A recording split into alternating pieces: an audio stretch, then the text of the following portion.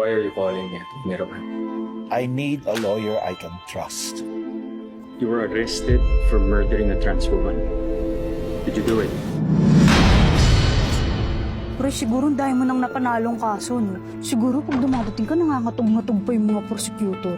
Attorney Jennifer Templo, most respectfully appearing for the state. How do you plead? Not guilty, Your Honor.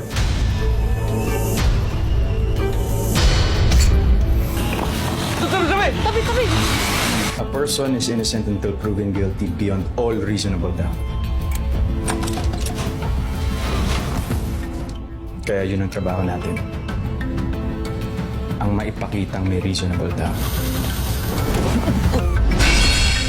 Kapatay mo rin ba kami?